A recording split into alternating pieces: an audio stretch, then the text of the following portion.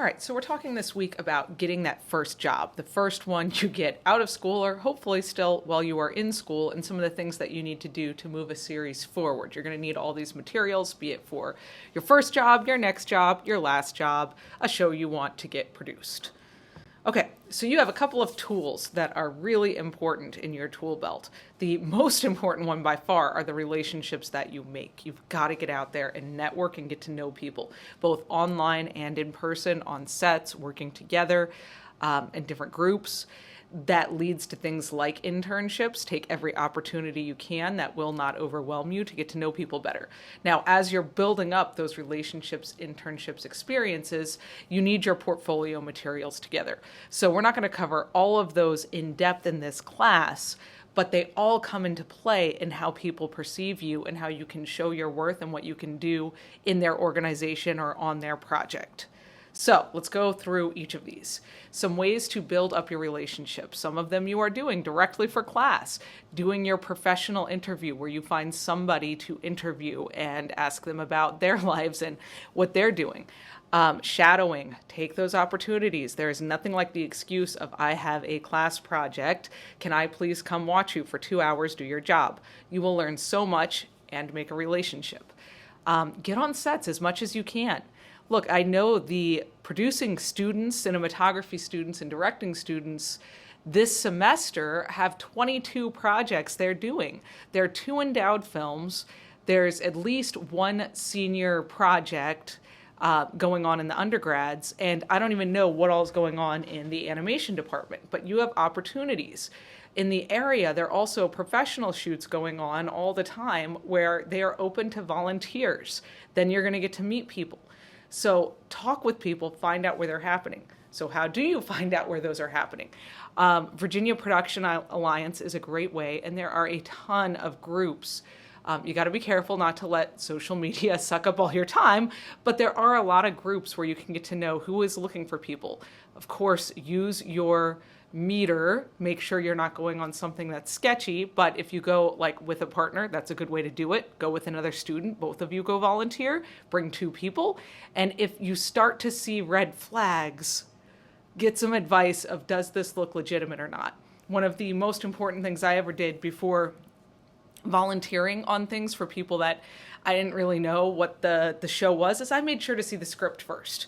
I didn't agree to come and work on random project because they really do vary until I would see the script. The few times I didn't do that, I really got burned and regretted going because it wasn't something I wanted to be attached to. Okay, ICVM Storytellers is a group of filmmakers and television makers who are Christian. Now, I am particularly highlighting that because next year's conference is going to be in DC. That happens in November. October or November every year.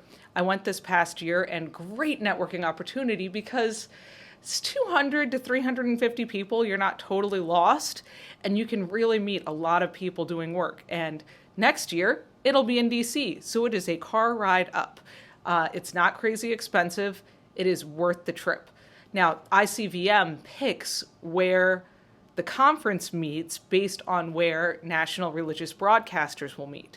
So NRB and ICVM this past year were both in Nashville.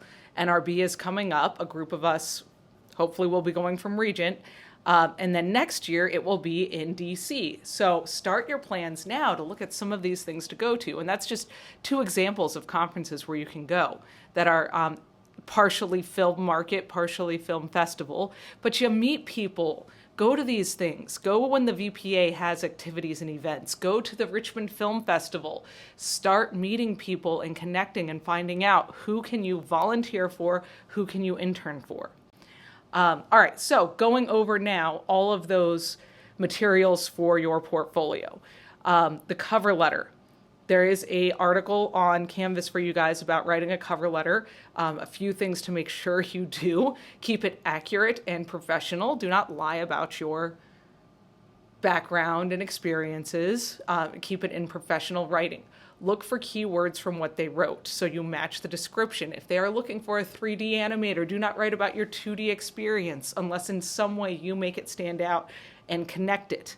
But still, don't just regurgitate what they put in their search. You want to stand out in some way. Make sure you do something interesting. Nobody is looking to read a book. 500 words or fewer is a good guideline for length. Now, this is one that I think is funny. Make sure you tell them how you can help the company or the project, whatever it is, not how the company can help you. About a year and a half ago, I was looking for interns and sent a message through Regent University looking for people. And I got back a couple of very different submissions. A couple of them really stood out as being entirely self-centered. The one was just about how much we could help this person in their career and how it was going to be great in his career to work for us. And we never even called him. Another one was just about how much they would love the opportunity and, how they matched up with what we're looking for and they would appreciate it. And that's who we hired, who then went on to work for us. Now, your cover letter, you've got to make sure you customize for every application. Yes, have your basic one, but then you have to change it. Do not just use the same to whom it may concern kind of cover letter. You will immediately get your stuff tossed. All right, we're not going to write a cover letter in this class. I just wanted to make sure to cover it. You will be working on your resume in this class, and it's great if you have already started it. Consider this a revision. Now, your resume is short. Should be 1 to 2 pages long. No longer. When it goes longer than 2 pages, it turns into something else. Things you need to make sure you have are your good, accurate contact information. Make sure it matches the job opening. Be ready to tailor to the job opening. Have it organized, and there are some different examples of ways to organize in Canvas. Because this is a visual field, you can make it eye-catching. It doesn't have to be as boring as some of the business resumes out there. So check out all those examples. My last piece of advice is use a building tool. There are so many of them out there that are great. Use at least like a Microsoft Office template. Adobe Express has some great tools, so I linked both of those, and there are a ton of them out there. I would not be surprised if Canva has a resume builder, and you can find 18 different ones. Use them. And then make sure, it's customized to all your stuff and there's nothing stock left in it. And make sure somebody proofs your resume. That's part of why in class we're going to be reviewing each other's resumes. Okay, your reel also going to be done in this class. Now, if you have one already, awesome, you're ahead of the game. So this is 1 to 2 minutes of your best work. You better have a good reason to make it longer than 2 minutes. It's really hard to go under a minute as long as you have something to put, because you've got to do your slate at the beginning and the end with your contact information. Those need to be up for a few seconds. And you should have, at least a few projects. If you don't have any video projects yet, use some scans of your artwork. Show a character you have designed in Maya and do a camera rotation and export it. Whatever material you have, start with your best work. Don't save the best for last, because people will lose focus and not get through to the end if you don't start with the best work. Make sure you use music and audio appropriately. Whatever music you use, make sure it's licensed and not going to be flagged. Make sure your audio makes sense. One of the most important things, I think, is using from your stock material, your source material, try to get it with the stems where it only has the effects and the dialogue. Or at least your music you can change so that you're not cutting between different music in your different projects, and you can use the best shots from your project. Once you go to upload, I recommend using Vimeo because you can replace the video file anytime without having to change up the URL. And there aren't all the ads that pop up, or use your own website to distribute. I linked for you guys my company's reel, which is on our own website, so we can update it anytime.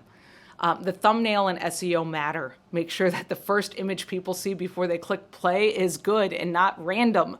Make sure it's titled well and that you have information in the body, the description, about what it is and who you are. Make sure you keep copies of your work, and when you make work, provide them to the people who worked on your project so that they can use them. And also make sure when you do your exports, export the stems. The stems mean the audio mix pieces and the video pieces. So do a clean export of the video without graphics on top of it, if it's something that has extra graphics and effects or lower thirds. The music, dialogue, effects, any of the submixes for audio, export separately. I try to export just a version of the project that does not have music and does not have graphics to provide to others and to keep for myself for a reel so that it's easy to edit and I don't have to match things up later. All right, a couple tech tips.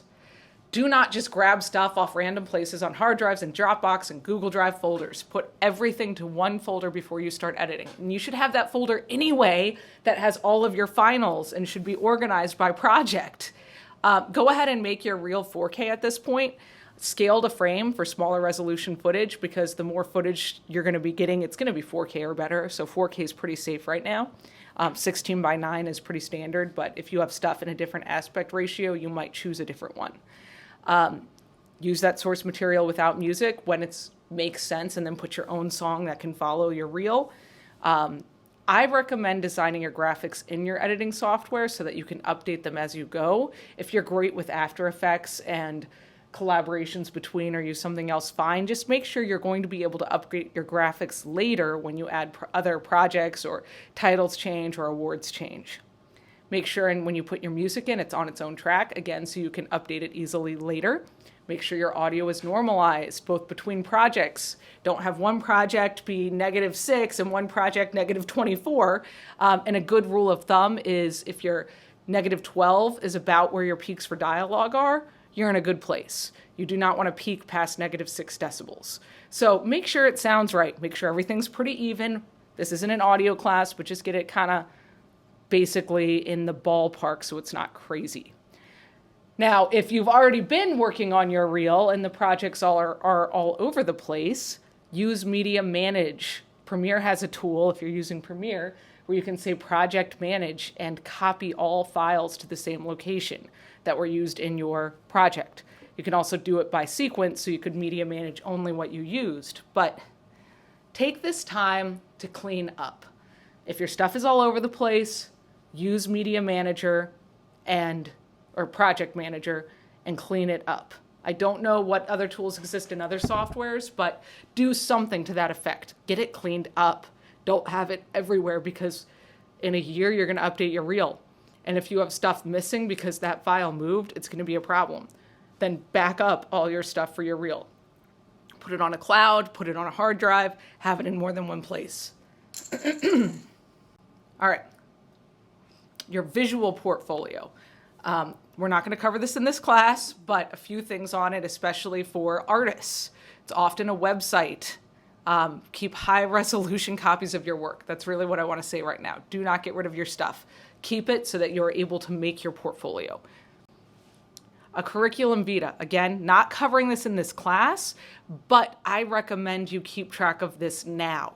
This is basically everything you've done, so every project you work on in your position and the date. Every internship you do, every article you get published. So if you start this now, you won't forget about it. And it's used for stuff like professor positions. You might need it for some grants and contracts. They may want more than a resume on the key players. And when you go to update your resume for specific positions, you can look back at your CV and see, oh yes, I did backgrounds on this project in 2023. I can put that on my resume for this specific application, but you're not going to be searching for all the information if you have it all in one place. IMDb, again, we're not really covering this in this class, but I wanted to mention it. You want to make sure you're listed on projects you worked on. Create a page for your projects. It doesn't cost anything to do. It's just a few hours of annoyance. Try to include posters and descriptions so it looks like a legitimate project. It's a courtesy, guys. When you have a project, make sure you list the IMDb or list it on IMDb so that people can say, yes, I did legitimately work on this project and here is the proof. And people will check your IMDb page and see if you really have done the things you do or were they so small no one bothered. So it's an important thing to keep up to date. Likewise, your website. If you are really looking at building up in this industry as a freelancer or as a producer, if you have a website, your personal website should have an easy URL. Make it simple, make it make sense. Like right now, my personal website is azahorian.com, and I just have it forwarding to my IMDb page. I did have a personal website when I was first getting jobs. And I had on it portfolios, links to projects, contact information, all that stuff. Just something to think about now. If you've got a URL you'd like to register, and it may be something you guys do in other classes, just something I wanted to mention. And again, not in this class, but social media, yes, it gets checked, guys. If you put it online, assume anyone can find it, including potential employers. LinkedIn, try to keep it up to date, consider it a second resume. Groups, right now, I know quite a few Facebook groups are active for production in Virginia, but just something to keep in mind. Don't put it out there if you do not want someone to see it.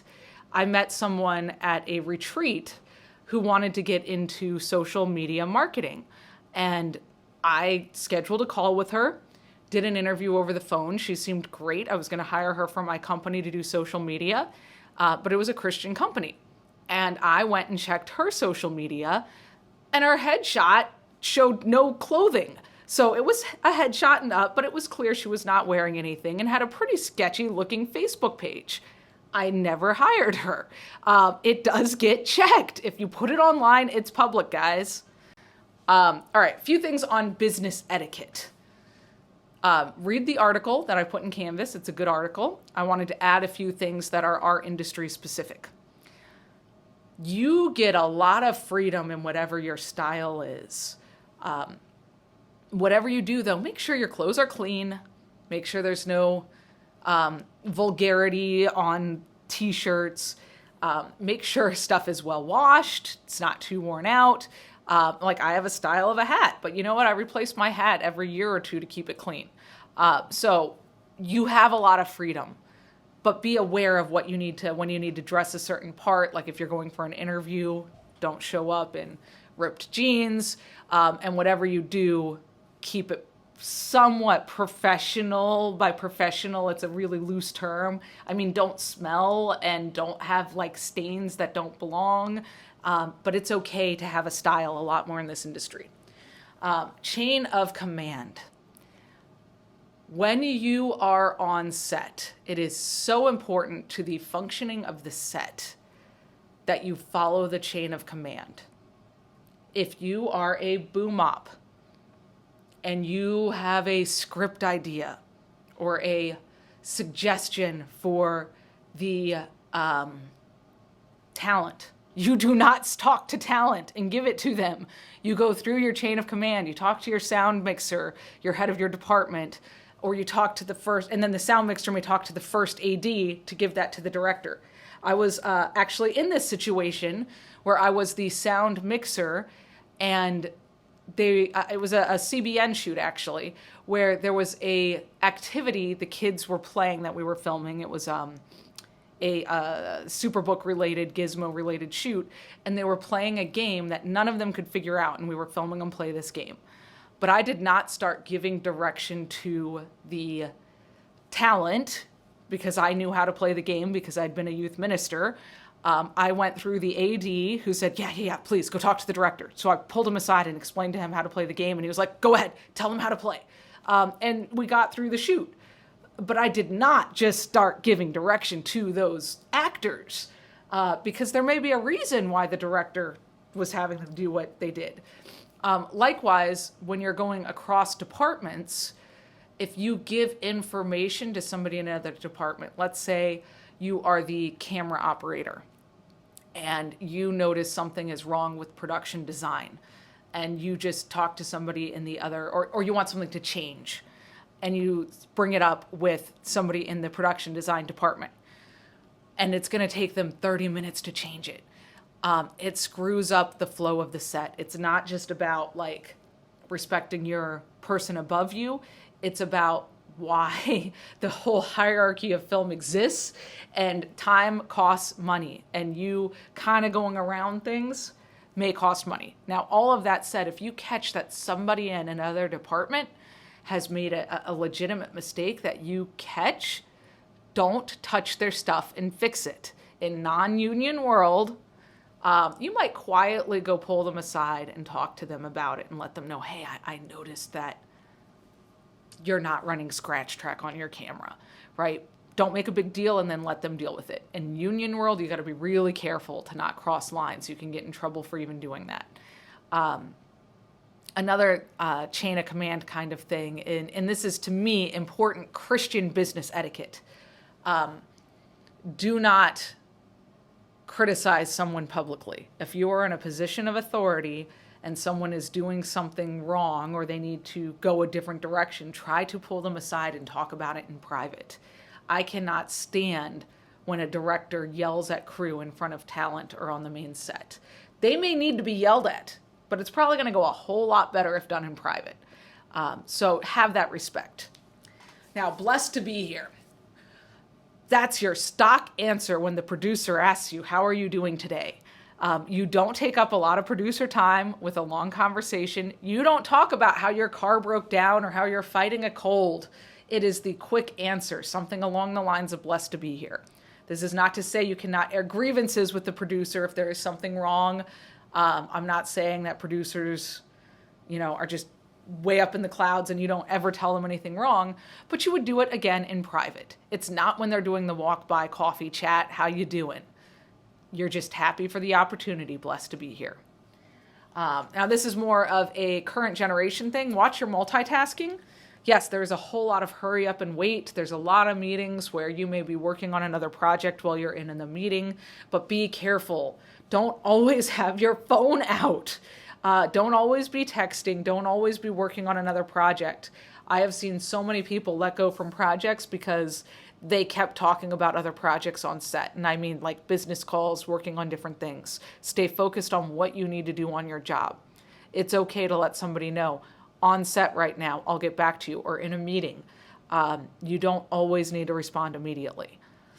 Now, one of the ways that I think the flip side of this gets hurt is over-inviting to meetings.